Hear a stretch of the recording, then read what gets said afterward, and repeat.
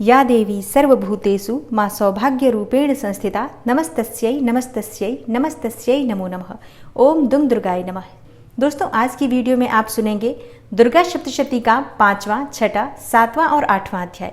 नवरात्रि के चौथे दिन 4 अध्याय के पाठ किए जाते हैं। 5, 6, 7 और 8 ये चारों अध्याय एक साथ किए जाते हैं। तो आज आप इन सभी अध्यायों का श्रवण करेंगे। तो सबसे पहले 5वें अध्याय का श्रवण करते हैं।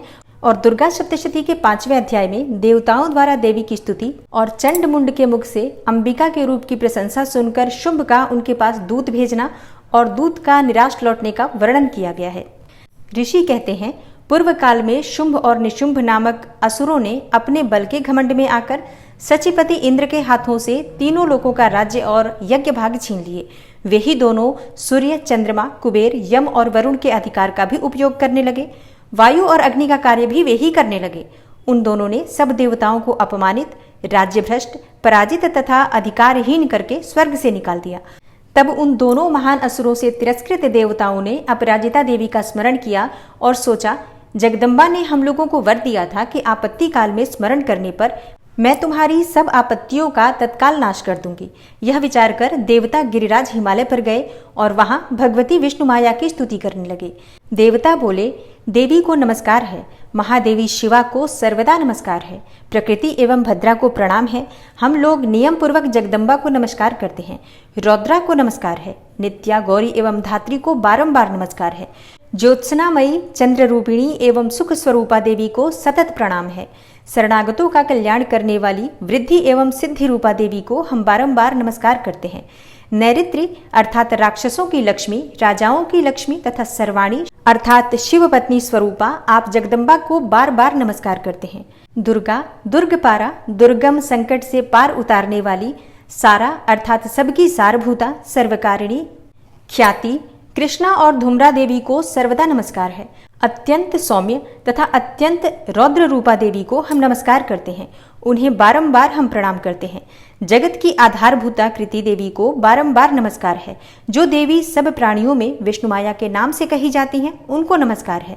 उनको नमस्कार, उनको बारंबार नमस्कार है।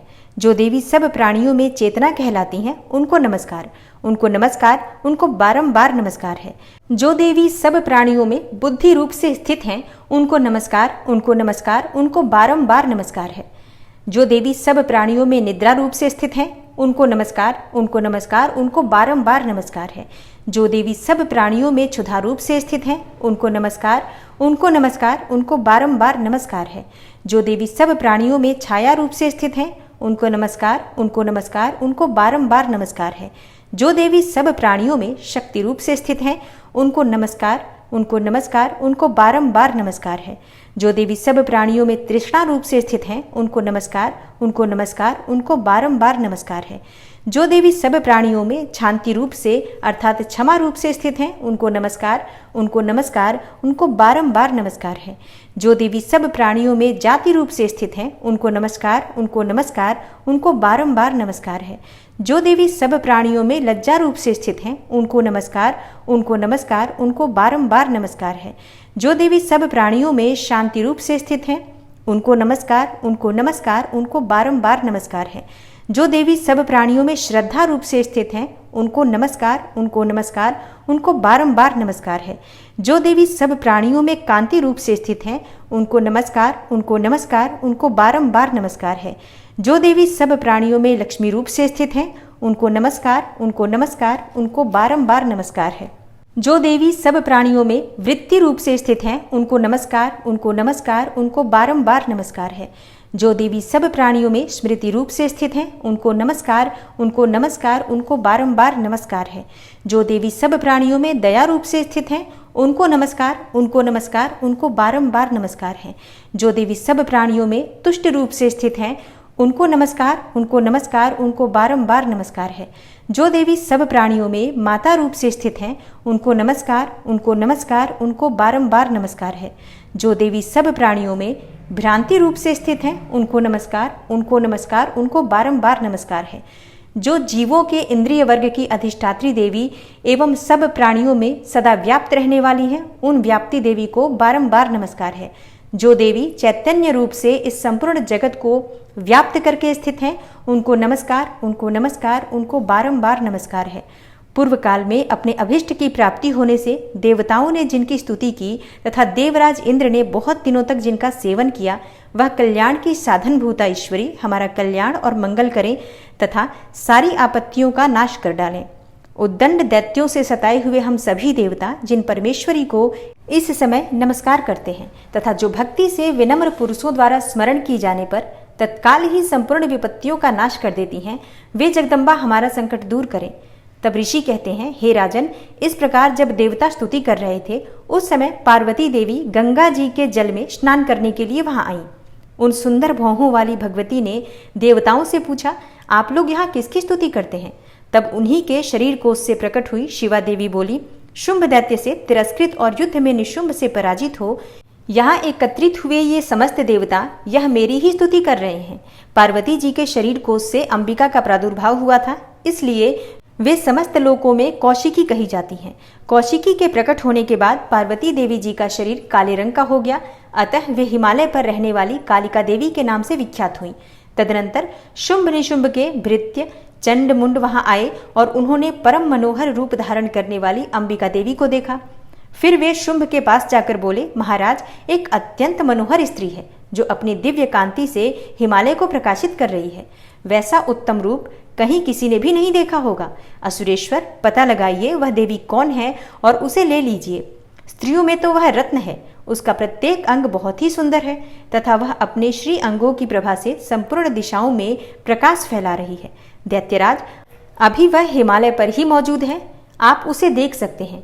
हे प्रभो, तीनों लोकों में मणि, हाथी और घोड़े आदि जितने भी रत्न हैं, वे सब इस समय आपके घर में शोभा पाते हैं। हाथियों में रत्नभूत ऐरावत, यह पारिजात का वृक्ष और यह उच्चैः श्रवा घोड़ा, यह सब आपने इंद्र से ले लिया है। हंसों से जुता हुआ यह विमान भी आपके आंगन में ही शोभा पाता है। यह रत्नभूत अद्भुत विमान जो पहले ब्रह्मा जी के पास था, अब आपके यहाँ लाया गया है। यह महापद्म नामक निधि आप कुबेर से छीन लाए हैं और समुद्र ने भी आपको किंजलकिनी नामक माला भेंट की है जो केसरों से सुशोभित है और जिसके कमल कभी कुम्हलाते नहीं हैं। सुवर्ण की वर्षा करने वाला वरुण का छत्र भी आपके घर में ही शोभा पाता है तथा यह श्रेष्ठ रथ जो पहले प्रजापति के अधिकार में था, अब आपके पास मौजूद है। हे दैत्येश्वर, मृत्यु की उत्क्रांतिदा नाम वाली शक्ति भी आपने छीन ली है तथा वरुण का पाश और समुद्र में होने वाले सब प्रकार के रत्न आपके भाई निशुंभ के अधिकार में है और अग्नि ने भी स्वतः शुद्ध किए हुए 2 वस्त्र आपकी सेवा में अर्पित किए हैं। दैत्यराज, इस प्रकार सभी रत्न आपने एकत्र कर लिए हैं, फिर जो यह स्त्रियों में रत्न रूप कल्याणमयी देवी है, इसे आप क्यों नहीं अपने अधिकार में कर लेते? ऋषि कहते हैं, चंडमुंड का यह वचन सुनकर शुंभ ने महादैत्य सुग्रीव को दूत बनाकर देवी के पास भेजा और कहा, तुम मेरी आज्ञा से उसके सामने ये बात कहना और ऐसा उपाय करना जिससे प्रसन्न होकर वह शीघ्र ही यहाँ आ जाए। तब वह दूत पर्वत के अत्यंत रमणीय प्रदेश में जहाँ देवी मौजूद थी गया और मधुर वाणी में कोमल वचन में बोला। दूत बोला, हे देवी, दैत्यराज शुंभ इस समय तीनों लोकों के परमेश्वर हैं। मैं उन्हीं का भेजा हुआ दूत हूँ और यहाँ तुम्हारे ही पास आया हूँ। उनकी आज्ञा सदा सब देवता एक स्वर से मानते हैं, कोई उनका उल्लंघन नहीं कर सकता। वे संपूर्ण देवताओं को परास्त कर चुके हैं। उन्होंने तुम्हारे लिए जो संदेश दिया है उसे सुनो। संपूर्ण त्रिलोकी मेरे अधिकार में है, देवता भी मेरी आज्ञा के अधीन ही चलते हैं। संपूर्ण यज्ञों के भागों को मैं ही पृथक पृथक भोगता हूँ। तीनों लोकों में जितने भी श्रेष्ठ रत्न हैं, वे सब मेरे ही अधिकार में हैं। देवराज इंद्र का वाहन ऐरावत जो हाथियों में रत्न के समान है, मैंने छीन लिया है। क्षीर सागर का मंथन करने से जो अश्वरत्न उच्चैः श्रवा प्रकट हुआ था, उसे भी देवताओं ने मेरे पैरों पर पड़कर समर्पित किया है। हे सुंदरी, उनके सिवा और भी जितने रत्नभूत पदार्थ देवताओं, गंधर्वों और नागों के पास थे, वे सब मेरे पास ही आ गए हैं। हे देवी, हम लोग तुम्हें संसार की स्त्रियों में रत्न मानते हैं, अतः तुम हमारे पास आ जाओ, क्योंकि रत्नों का उपभोग करने वाले हम ही हैं। चंचल कटाक्षों वाली हे सुंदरी, तुम मेरी या मेरे भाई महापराक्रमी निशुंभ की सेवा में आ जाओ, क्योंकि तुम रत्न स्वरूपा हो। मेरा वरण करने से तुम्हें तुलना रहित महान ऐश्वर्य की प्राप्ति होगी। अपनी बुद्धि से यह विचार कर तुम मेरी पत्नी बन जाओ। ऋषि कहते हैं, दूत के यो कहने पर कल्याणमयी भगवती दुर्गा देवी जो इस जगत को धारण करती हैं, मन ही मन गंभीर भाव से मुस्कुराई और इस प्रकार बोली। देवी ने कहा, हे दूत, तुमने बिल्कुल सत्य कहा है, इसमें तनिक भी मिथ्या नहीं है। शुंभ तीनों लोकों का स्वामी है और निशुंभ भी उसी के समान पराक्रमी है, किंतु इस विषय में मैंने जो प्रतिज्ञा कर ली है उसे मिथ्या कैसे करूं? मैंने अपनी अल्प बुद्धि के कारण पहले से जो प्रतिज्ञा कर रखी है उसे सुनो। जो मुझे संग्राम में जीत लेगा, जो मेरे अभिमान को चूर्ण कर देगा तथा संसार में जो मेरे समान बलवान होगा, वही मेरा स्वामी होगा। इसलिए शुंभ तथा महादैत्य निशुंभ स्वयं ही यहाँ पधारें और मुझे जीतकर शीघ्र ही मेरा पाणी ग्रहण कर ले, इसमें विलंब की क्या आवश्यकता है? दूत बोला, हे देवी, तुम घमंड से भरी हो, मेरे सामने ऐसी बातें न करो। तीनों लोकों में कौन ऐसा पुरुष है जो शुंभ और निशुंभ के सामने खड़ा हो सके? हे देवी, अन्य दैत्यों के सामने भी सारे देवता युद्ध में नहीं ठहर सकते, फिर तुम अकेली स्त्री होकर कैसे ठहर सकती हो? जिन शुंभ आदि दैत्यों के सामने इंद्र आदि सब देवता भी युद्ध में खड़े नहीं हुए, उनके सामने तुम स्त्री होकर कैसे जाओगी? इसलिए तुम मेरे ही कहने से शुंभ और निशुंभ के पास चली जाओ। ऐसा करने से तुम्हारे गौरव की रक्षा होगी, अन्यथा जब वे केश पकड़कर घसीटेंगे तब तुम्हें अपनी प्रतिष्ठा खोकर जाना पड़ेगा। तब देवी ने कहा, तुम्हारा कहना ठीक है, शुंभ बलवान है और निशुंभ भी बड़े पराक्रमी है, किंतु क्या करूं? मैंने पहले बिना सोचे समझे प्रतिज्ञा कर ली है, अतः अब तुम जाओ। मैंने तुमसे जो कुछ कहा है वह सब दैत्यराज से आदरपूर्वक कहना, फिर वे जो उचित जान पड़े करें। इस प्रकार श्री मार्कंडेय पुराण में सावर्णिक मनवंतर की कथा के अंतर्गत देवी महात्म्य में देवी दूत संवाद नामक 5वां अध्याय पूरा हुआ। अब आप सुनेंगे दुर्गा सप्तशती का 6ठा अध्याय। 6ठे अध्याय में धूम्रलोचन वध का वर्णन किया गया है। ऋषि कहते हैं, देवी का यह कथन सुनकर दूत को बड़ा अमर्ष हुआ और उसने दैत्यराज के पास जाकर सब समाचार विस्तार पूर्वक कह सुनाया। दूत के उस वचन को सुनकर दैत्यराज कुपित हो उठा और दैत्य सेनापति धूम्रलोचन से बोला, धूम्रलोचन, तुम शीघ्र अपने साथ सेना लेकर जाओ और उस दुष्टा के केश पकड़कर घसीटते हुए उसे बलपूर्वक यहाँ ले आओ। उसकी रक्षा करने के लिए यदि कोई दूसरा खड़ा हो तो वह देवता, यक्ष अथवा गंधर्व ही क्यों न हो, उसे अवश्य मार डालना। ऋषि कहते हैं, शुंभ के इस प्रकार आज्ञा देने पर वह धूम्रलोचन दैत्य 60,000 असुरों की सेना को साथ लेकर वहां से तुरंत चल दिया। वहां पहुंचकर उसने हिमालय पर रहने वाली देवी को देखा और ललकार कर कहा, अरे तू शुंभ निशुंभ के पास चल। यदि इस समय प्रसन्नता पूर्वक मेरे स्वामी के समीप नहीं चलेगी तो मैं बलपूर्वक झोंटा पकड़कर घसीटते हुए तुझे ले चलूंगा। देवी बोली, तुम्हें दैत्यों के राजा ने भेजा है, तुम स्वयं भी बलवान हो और तुम्हारे साथ विशाल सेना भी है। ऐसी दशा में यदि मुझे बलपूर्वक ले चलोगे तो मैं तुम्हारा क्या कर सकती हूँ? ऋषि कहते हैं, देवी के यो कहने पर असुर धूम्रलोचन उनकी ओर दौड़ा। तब अंबिका ने हुम शब्द के उच्चारण मात्र से उसे भस्म कर दिया। फिर तो क्रोध में भरी हुई दैत्यों की विशाल सेना और अंबिका ने एक दूसरे पर तीखे सायकों, शक्तियों तथा फरसों की वर्षा आरंभ कर दी। इतने में ही देवी का वाहन सिंह क्रोध में भरकर भयंकर गर्जना करके गर्दन के बालों को हिलाता हुआ असुरों की सेना में कूद पड़ा। उसने कुछ दैत्यों को पंजों की मार से, कितनों को अपने जबड़ों से और कितने ही महादैत्यों को पटक कर ओठ की दाढ़ों से घायल करके मार डाला। उस सिंह ने अपने नखों से कितनों के पेट फाड़ डाले और थप्पड़ मारकर कितनों के ही सिर धड़ से अलग कर दिए। कितनों की भुजाएं और मस्तक काट डाले तथा अपनी गर्दन के बाल हिलाते हुए उसने दूसरे दैत्यों के पेट फाड़कर उनका रक्त चूस लिया। अत्यंत क्रोध में भरे हुए देवी के वाहन उस महाबली सिंह ने क्षण भर में ही असुरों की सारी सेना का संहार कर डाला। शुंभ ने जब सुना कि देवी ने धूम्रलोचन असुर को मार डाला तथा उसके सिंह ने सारी सेना का सफाया कर डाला, तब उस दैत्यराज को बड़ा क्रोध हुआ। उसका होठ कांपने लगा। उसने चंड और मुंड नामक 2 महादैत्यों को आज्ञा दी, हे चंड और हे मुंड, तुम लोग बहुत बड़ी सेना लेकर वहां जाओ। उस देवी के झोंटे पकड़कर अथवा उसे बांधकर शीघ्र यहाँ ले आओ। यदि इस प्रकार उसको लाने में संदेह हो तो युद्ध में सब प्रकार के अस्त्र शस्त्रों तथा समस्त आसुरी सेना का प्रयोग करके उसकी हत्या कर डालना। उस दुष्टा की हत्या होने पर तथा सिंह के भी मारे जाने पर उस अंबिका को बांधकर साथ लेकर शीघ्र ही लौट आना। ओम नमः चंडिकायै। इस प्रकार श्री मार्कंडेय पुराण में सावर्णिक मनवंतर की कथा के अंतर्गत देवी महात्म्य में धूम्रलोचन वध नामक 6ठा अध्याय पूरा हुआ। और अब आप सुनेंगे दुर्गा सप्तशती का 7वां अध्याय, जिसमें चंड और मुंड के वध का वर्णन किया गया है। ऋषि कहते हैं, तदनंतर शुंभ की आज्ञा पाकर वे चंड मुंड आदि दैत्य चतुरंगिणी सेना के साथ अस्त्र शस्त्रों से सुसज्जित होकर चल दिए। फिर गिरिराज हिमालय के सुवर्णमय ऊंचे शिखर पर पहुंचकर उन्होंने सिंह पर बैठी हुई देवी को देखा। वे मंद मंद मुस्कुरा रही थी। उन्हें देखकर दैत्य लोग तत्परता से पकड़ने का उद्योग करने लगे। किसी ने धनुष तान लिया, किसी ने तलवार संभाली और कुछ लोग देवी के पास आकर खड़े हो गए। तब अंबिका ने उन शत्रुओं के प्रति बड़ा क्रोध किया। उस समय क्रोध के कारण उनका मुख काला पड़ गया, ललाट में भौहें टेढ़ी हो गईं और वहां से तुरंत विकराल मुखी काली प्रकट हुई, जो तलवार और पाश लिए हुए थीं। वे विचित्र खटवांग धारण किए और चीते के चर्म की साड़ी पहने नर मुंडों की माला से विभूषित थीं। उनके शरीर का मांस सूख गया था, केवल हड्डियों का ढांचा था, जिससे वे अत्यंत भयंकर जान पड़ती थी। उनका मुख बहुत विशाल था, जीभ लपलपाने के कारण वे और भी डरावनी प्रतीत होती थीं। उनकी आंखें भीतर को धंसी हुई और कुछ लाल थीं। वे अपनी भयंकर गर्जना से संपूर्ण दिशाओं को गुंजा रही थी। बड़े बड़े दैत्यों का वध करती हुई वे कालिका देवी बड़े वेग से दैत्यों की उस सेना पर टूट पड़ी और उन सबको भक्षण करने लगी। वे पार्श्वरक्षकों, अंकुशधारी महावतों, योद्धाओं और घंटा सहित कितने ही हाथियों को एक ही हाथ से पकड़कर मुंह में डाल लेती थी। इसी प्रकार घोड़े, रथ और सारथी के साथ रथी सैनिकों को मुंह में डालकर वे उन्हें बड़े भयानक रूप से चबा डालती थी। किसी के बाल पकड़ लेती तो किसी का गला दबा देती, किसी को पैरों से कुचल डालती और किसी को छाती के धक्के से गिराकर मार डालती थी। वे असुरों के छोड़े हुए बड़े बड़े अस्त्र शस्त्र मुंह से पकड़ लेती और रोष में भरकर उनको दांतों से पीस डालती थी।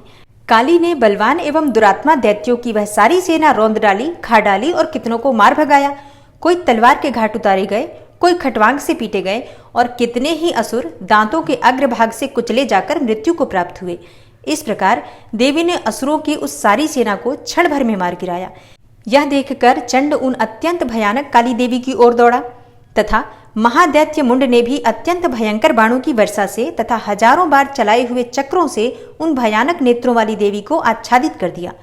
वे अनेकों चक्र देवी के मुख में समाते हुए ऐसे जान पड़े मानो सूर्य के बहुतेरे मंडल बादलों के उदर में प्रवेश कर रहे हो। तब भयंकर गर्जना करने वाली काली ने अत्यंत रोष में भरकर विकट अट्टहास किया। उस समय उनके विकराल वदन के भीतर कठिनता से देखे जा सकने वाले दांतों की प्रभा से वे अत्यंत उज्जवल दिखाई देती थी। देवी ने बहुत बड़ी तलवार हाथ में ले हंग का उच्चारण करके चंड पर धावा किया और उसके केश पकड़कर उसी तलवार से उसका मस्तक काट डाला। चंड को मारा देखकर मुंड भी देवी की ओर दौड़ा।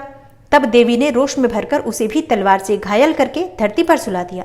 महापराक्रमी चंड और मुंड को मारा गया देखकर मरने से बची हुई बाकी सेना भय से व्याकुल हो चारों ओर भाग गई। तदनंतर काली ने चंड और मुंड का मस्तक हाथ में लेकर चंडिका के पास जाकर प्रचंड अट्टहास करते हुए कहा, हे देवी, मैंने चंड और मुंड नामक इन दो महापशुओं को तुम्हें भेंट किया है। अब युद्ध यज्ञ में तुम शुंभ और निशुंभ का स्वयं ही वध करना।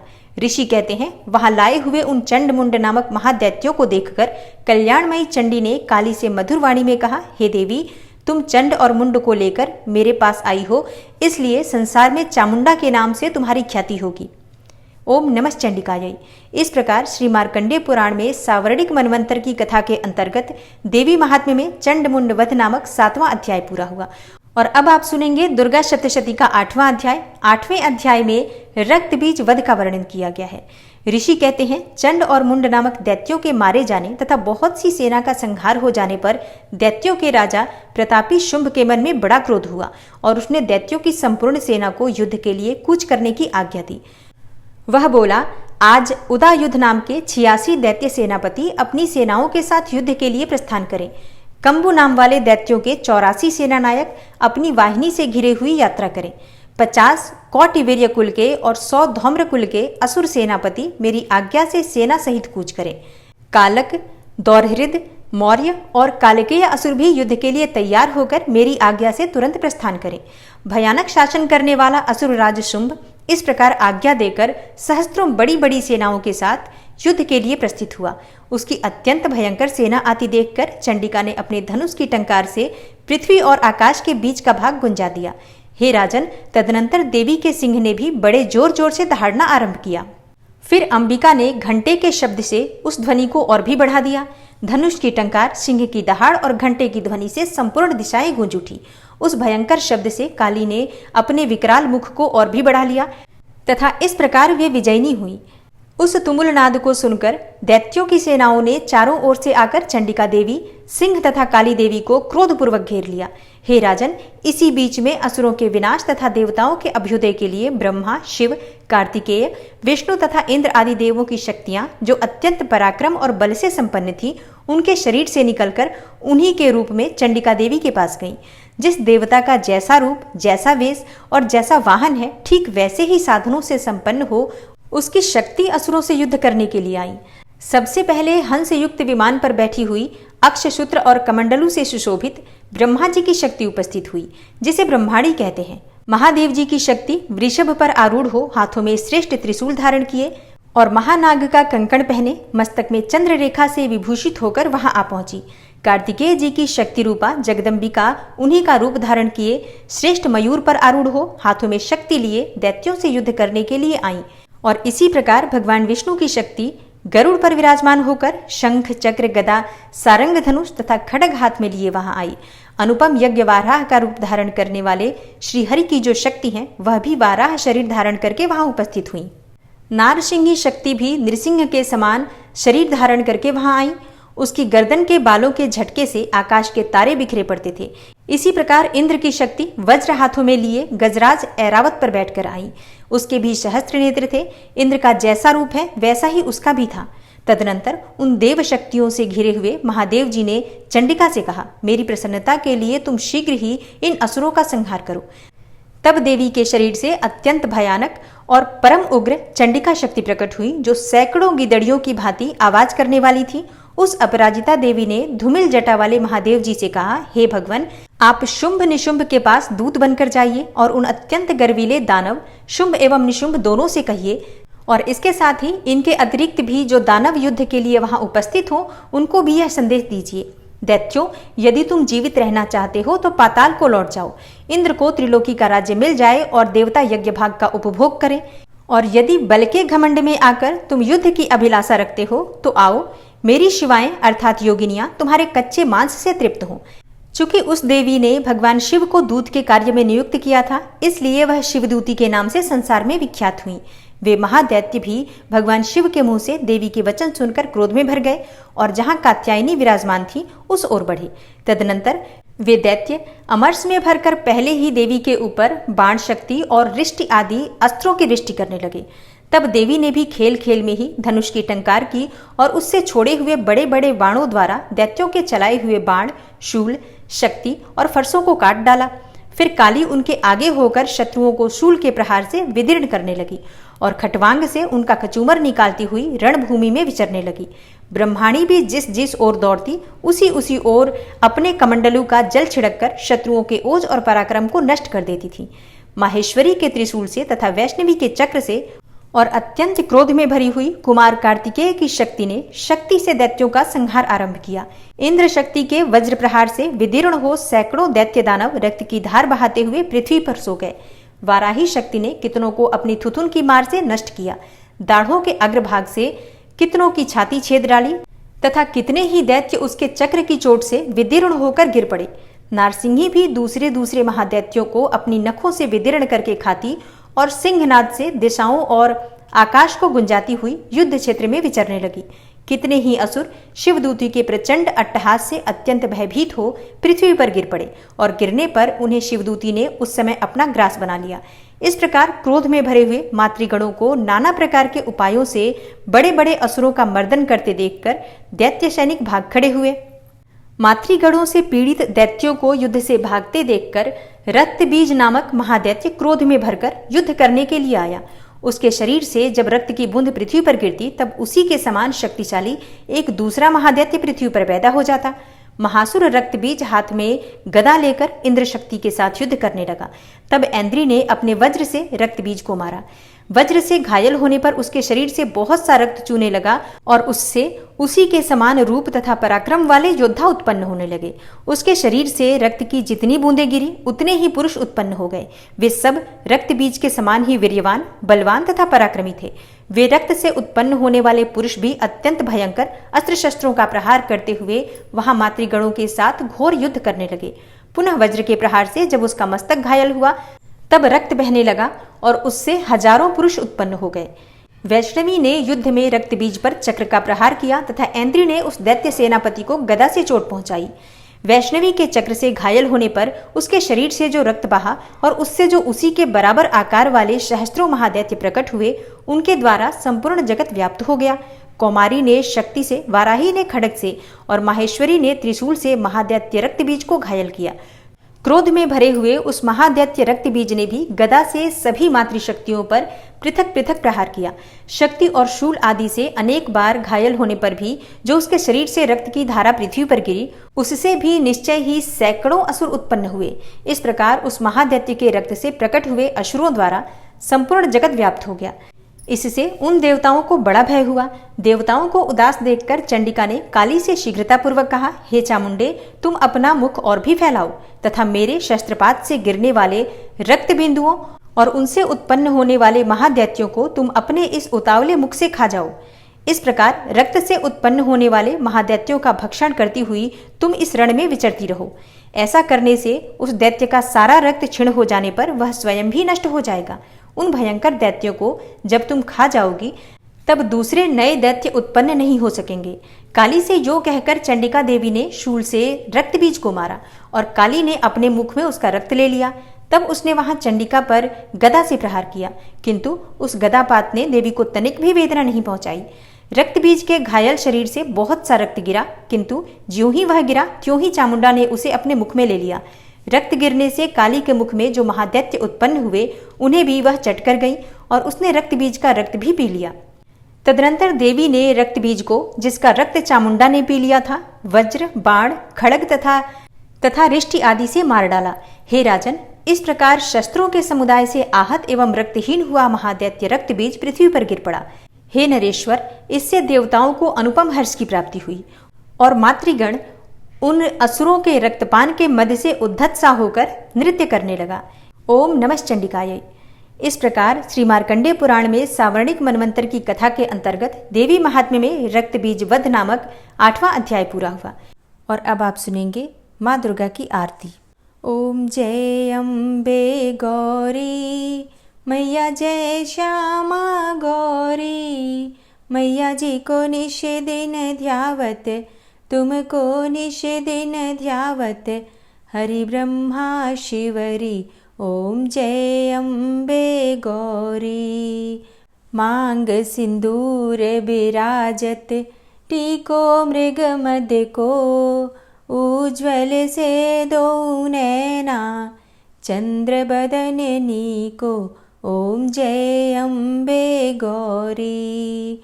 कनक समान कलेवर, रक्तांबर राजे, रक्त पुष्प गले माला, कंठन पर साजे, ओम जय अम्बे गौरी। के हरि वाहन राजत, खड्ग खपर धारी, सुर नर मुनि जन सेवत, तिनके दुख हारी, ओम जय अम्बे गौरी।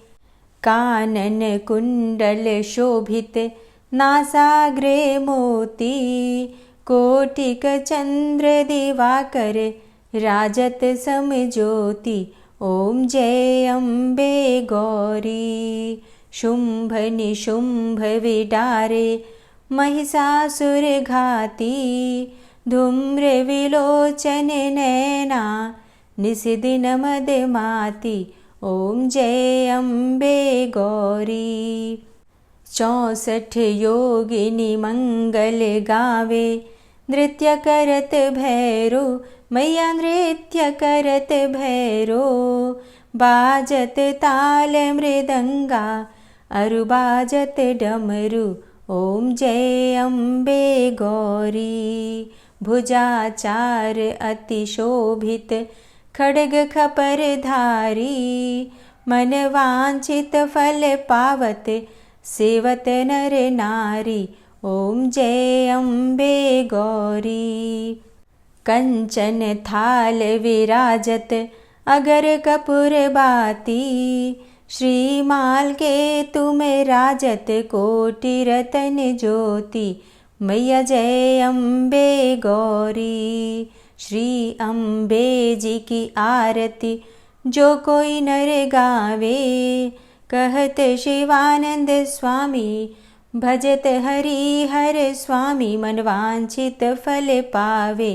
ओम जय अम्बे गौरी। जय अम्बे गौरी मैया जय श्यामा गौरी। मैया जी को निश दिन ध्यावत तुमको निश दिन ध्यावत।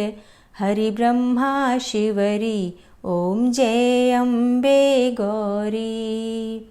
ओम जय अम्बे गौरी। मैया जय श्यामा गौरी। माँ की आरती करने के बाद क्षमा प्रार्थना ज़रूर करनी चाहिए। तो दोनों हाथ जोड़कर माँ से क्षमा प्रार्थना करते हैं। हे परमेश्वरी, मेरे द्वारा दिन रात बहुत से अपराध होते रहते हैं। मुझे अपना दास समझकर मेरे उन अपराधों को आप कृपापूर्वक क्षमा करिए। हे परमेश्वरी, मैं आवाहन करना नहीं जानता, विसर्जन करना भी नहीं जानता तथा पूजा करने का ढंग भी नहीं जानता। हे माँ, मुझे क्षमा करिए। हे देवी सुरेश्वरी, मैंने जो मंत्रहीन अर्थात ना मंत्रों को जानता हूँ, क्रियाहीन अर्थात ना क्रियाओं को जानता हूँ और भक्तिहीन अर्थात ना भक्ति के प्रकार जानता हूँ, तो मैंने जो मंत्रहीन, क्रियाहीन और भक्तिहीन पूजन किया है वह सब आपकी कृपा से पूरे हों। सैकड़ों अपराध करने के बाद भी जो आपकी शरण में आके जगदम्बा कहकर पुकारता है, उसे वह गति प्राप्त होती है जो ब्रह्मा आदि देवताओं के लिए भी पाना आसान नहीं है। हे जगदम्बिके, मैं अपराधी हूँ किंतु आपकी शरण में आया हूँ। इस समय दया का पात्र हूँ, आप जैसा चाहें वैसा करें। हे देवी परमेश्वरी, अज्ञानवश भूल से या बुद्धि भ्रष्ट होने के कारण मैंने जो भी न्यूनता या अधिकता कर दी हो वह सब क्षमा करें और प्रसन्न हो। हे सच्चिदानंद स्वरूपा परमेश्वरी, जगन माता कामेश्वरी, आप प्रेम पूर्वक मेरी यह पूजा स्वीकार करें और मुझ पर प्रसन्न रहें। हे देवी सुरेश्वरी, आप गोपनीय से भी गोपनीय वस्तु की रक्षा करने वाली हैं। मेरे निवेदन किए हुए इस जप को ग्रहण करिए। आपकी कृपा से मुझे सिद्धि की प्राप्ति हो। इस प्रकार क्षमा प्रार्थना मंत्र के पाठ से दुर्गा माता आपके जाने अनजाने में हुए सारे अपराधों को क्षमा करेंगी और उनकी कृपा सदैव आपके ऊपर बनी रहेगी।